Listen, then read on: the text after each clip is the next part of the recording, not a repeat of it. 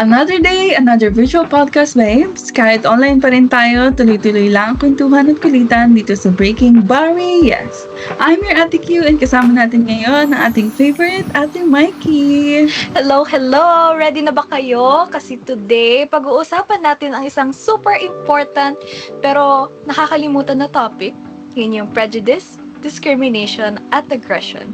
Kaya grab your coffee or tubig dyan and let's get started. Let's start with the basics. Alam nyo ba? Sabi ng American Psychological Association, prejudice is a negative feeling or attitude towards someone and just because they belong to a certain group, like dahil sa race, gender, religion, ganon. Exactly! Hindi siya based on personal experience ha. Puro assumptions and stereotypes lang. Like, thinking someone's bad at math just because of their ethnicity kahit hindi mo pa sila kilala. Or minsan, assuming na tamad na isang tao just because taga-probinsya sila. Classic prejudice. Now, discrimination naman.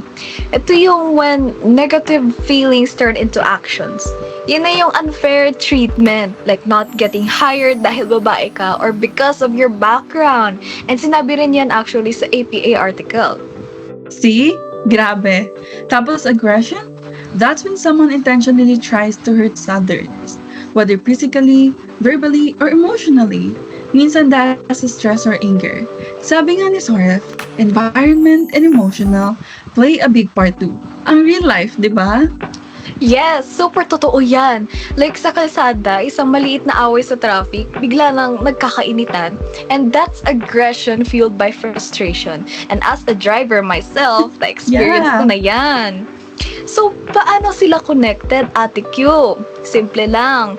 Prejudice is what people feel or believe, and discrimination is how they act, and aggression is sometimes what happens after that unfair treatment.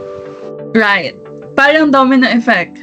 If someone keeps getting discriminated against, baka mag-snap rin sila as out of frustrations. That's aggression na rooted in inequality. And lahat ng to, they create division sa society. Stereotypes, stress, unfair systems, it all adds up and makes life harder for certain groups. So let's make it relatable. Like no American colonial period dito sa Pilipinas, Filipinos were treated as uncivilized. That's prejudice driven by colonial mindset. Naalala mo yun sa high school? Oo naman. Pero for a modern example, like kapag teacher assumes na hindi magaling yung student because they come from a certain background, walang basis, yun yung prejudice quietly working. Or kapag sa trabaho, porket galing ka sa small school, mas minamaliit ka pa. Di mo pa nga pinapakita yung skills mo. Yeah, I know. Kaya discrimination naman, like think Jim Crow laws in the US segregation. Denied rights? Grabe yun. So systematic racism talaga.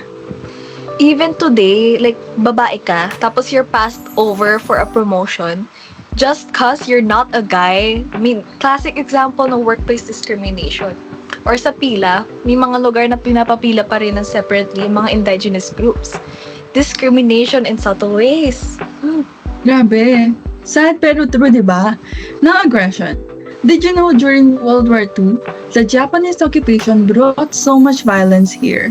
But on a smaller scale, isipin mo yung student na binubuli dahil sa itsura tapos biglang napuno. Like, boom! Aggression out of frustration. So Ate Mikey, can you share paano nangyayari ito? Well, Ate Q, psychologically, it starts with identity.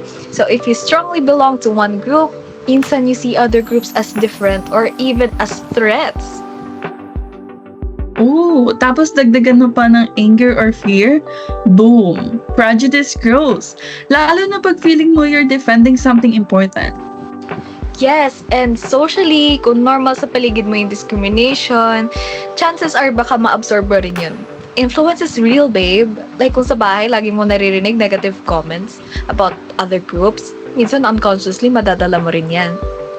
Tama. And culturally, look at what happened during the pandemic, di ba? Some groups were unfairly blamed. Grabe, proof na to that fear and crisis can fuel prejudice big time.